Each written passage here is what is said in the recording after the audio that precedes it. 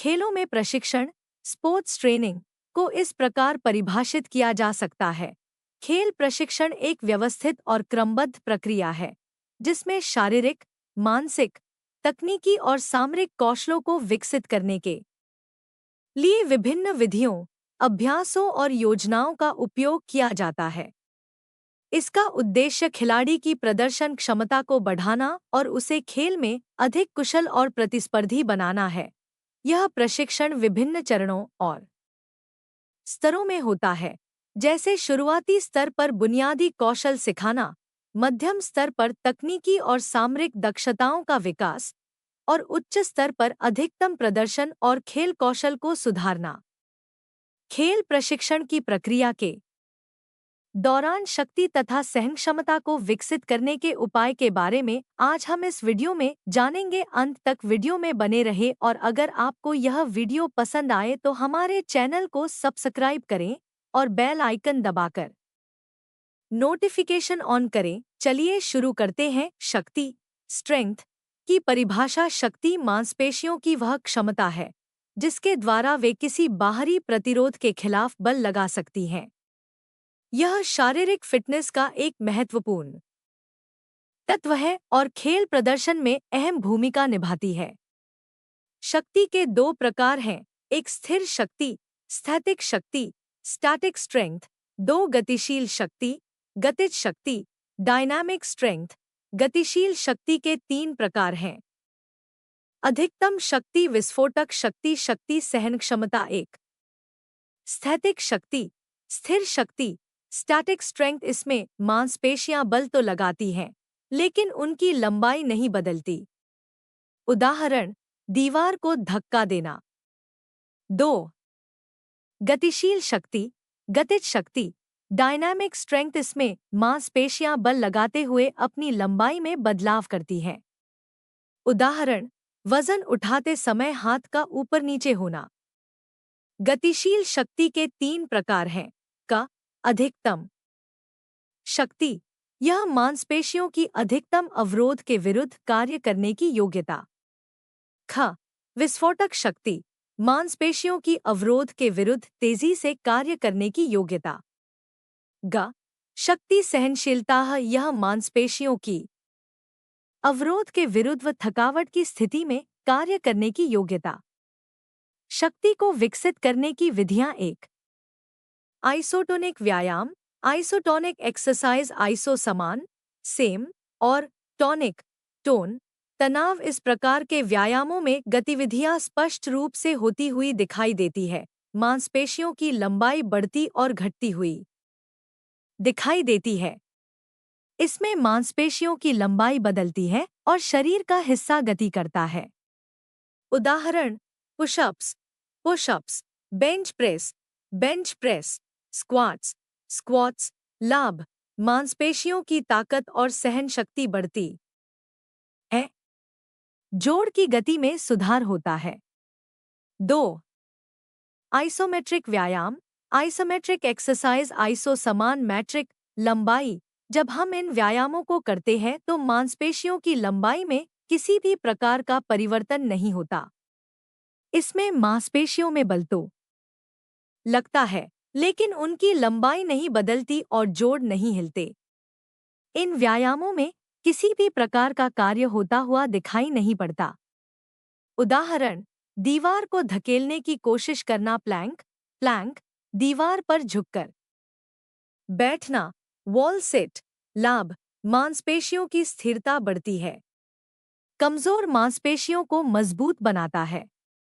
तीन आइसोकाइनेटिक व्यायाम, आइसोकिनेटिक exercise. Iso समान और काइनेटिक, गति। इसमें मांसपेशियां समान गति और प्रतिरोध के साथ कार्य करती हैं। इसे विशेष उपकरणों की सहायता से किया जाता है। इन व्यायामों के द्वारा मांसपेशियों की शक्ति विकसित होती है। आइसोकाइनेटिक व्यायामों का आविष्कार जे पेरिन ने 1968 में किया था। उदाहरण, स्पेशल मशीन पर leg extension on a machine, special cycling. उपकरण, जल क्रीड़ा, खेल, स्केटिंग। लाभ, मांसपेशियों के संतुलन में सुधार करता है। चोटों के बाद पुनर्वास के लिए उपयोगी है। निष्कर्ष, शक्ति का विकास विभिन्न व्यायामों के माध्यम से किया जा सकता है। आइसोटोनिक, आइसोमेट्रिक और आइसोकाइनेटिक व्यायामों के माध्यम से मांसपेशियों की ताकत, सहन शक्ति और संतुलन को बढ़ाना संभव है। इनका चयन आपके खेल और व्यक्तिगत आवश्यकता के अनुसार करना चाहिए।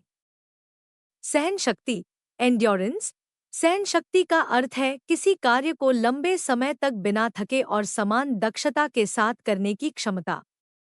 यह शारीरिक और मानसिक दोनों रूपों में हो सकती है। यह शरीर की ताकत, धीरज और स्थायित्व को दर्शाती है। सहन शक्ति के प्रकार। सहन शक्ति को मुख्य रूप से दो भागों में विभाजित किया जा सकता है। कार्य की प्रकृति के आधार पर वर्गीकरण। एक, आधारभूत सहन क्षमता, बेसिक एंड्योरेंस।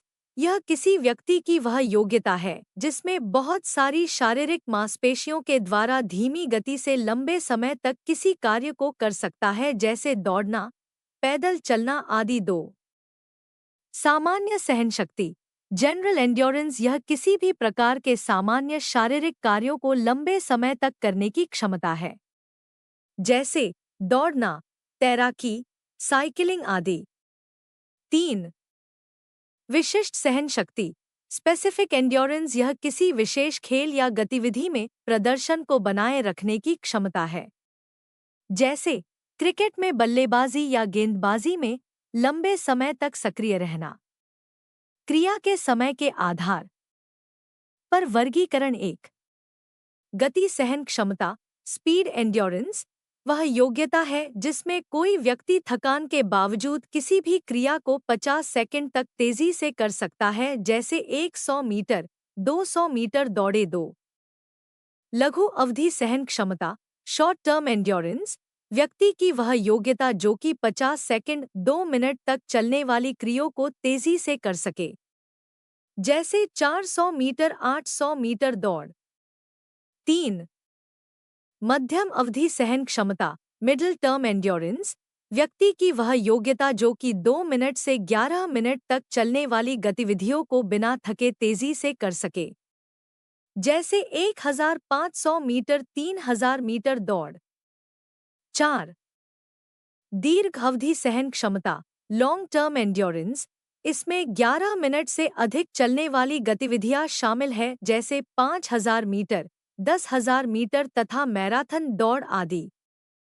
सहन शक्ति को विकसित करने के उपाय। सहन शक्ति को बढ़ाने के लिए निम्नलिखित उपाय अपनाए जा सकते हैं। एक, एरोबिक व्यायाम, एरोबिक एक्सरसाइज। एरोबिक एक्सरसाइज जैसे जॉगिंग, ब्रिस्क वॉकिंग और डांसिंग हृदय और फेफड़ों की कार्यक्षमता बढ़ाती है। दो, अंतराल, इंटरवल प्रशिक्षण विधि, इंटरवल ट्रेनिंग मेथड। अंतराल प्रशिक्षण विधि एक ऐसी प्रशिक्षण तकनीक है जिसमें व्यायाम की तीव्र गतिविधियों और विश्राम या कम तीव्रता वाले व्यायाम के बीच अंतराल होता है। इस विधि का उपयोग शारीरिक सहन शक्ति को बढ़ाने के लिए किया जाता है। इसमें उच्च तीव्रता वाले व्यायाम जैसे तेज दौड़ और कम तीव्रता या विश्राम जैसे धीमी चाल या खड़े रहना का संयोजन शामिल होता है। अंतराल प्रशिक्षण विधि के मुख्य तत्व। एक, कार्य अवधि, वर्क पीरियड। यह वह समय है जब उच्च तीव्रता वाले व्यायाम किए जाते हैं।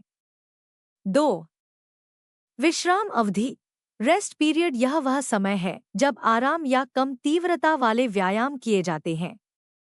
तीन, दोहराव, रेपिटेशंस। एक सत्र में कार्य और विश्राम अवधि को कितनी बार दोहराया जाता है।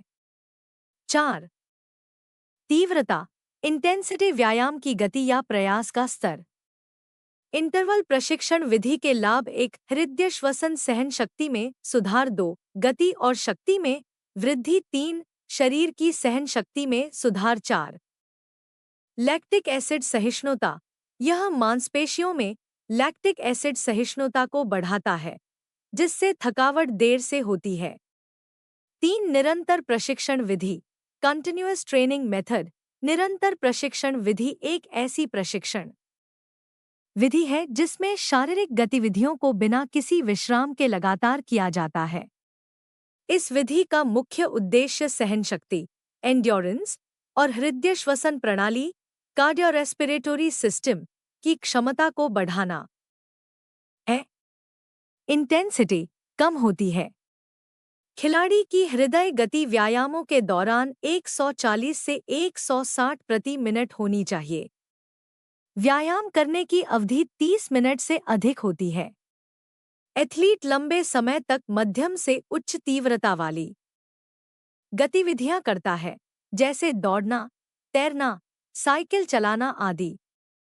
निरंतर प्रशिक्षण विधि के लाभ: 1, सहन शक्ति में वृद्धि, 2, हृदय और श्वसन प्रणाली को सशक्त बनाना, 3, शरीर की ऊर्जा क्षमता में सुधार, 4, वजन नियंत्रण, 5, मांसपेशियों और हड्डियों को मजबूत करना, 6, मानसिक स्वास्थ्य में सुधार, 7, खेल प्रदर्शन में सुधार। उदाहरण: 30 मिनट तक लगातार दौड़ना, 1 घंटे तक साइकिल चलाना, 45 मिनट तक लगातार तैराकी करना।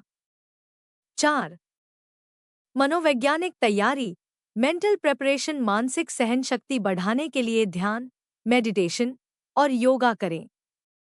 5, धीरे धीरे तीव्रता बढ़ाना, प्रोग्रेसिव ओवरलोड। व्यायाम की तीव्रता और अवधि को धीरे धीरे बढ़ाने से सहन शक्ति विकसित होती है। 6, विश्राम, रेस्ट एंड रिकवरी। व्यायाम के बाद पर्याप्त आराम शरीर को पुनः ऊर्जा प्राप्त करने और सहन शक्ति को बढ़ाने में मदद करता है। इस प्रकार निरंतर प्रशिक्षण विधि एथलीट्स और सामान्य व्यक्तियों दोनों के लिए शारीरिक और मानसिक विकास में अत्यंत प्रभावी है। इन उपायों को अपनाकर आप अपनी शारीरिक और मानसिक सहन शक्ति को प्रभावी रूप से बढ़ा सकते हैं। वीडियो के अंत तक बने रहने के लिए थैंक यू। ऐसे ही और भी इंफॉर्मेटिव वीडियो देखने के लिए हमारे चैनल को सब्सक्राइब करें और हमारी प्लेलिस्ट चेक करें।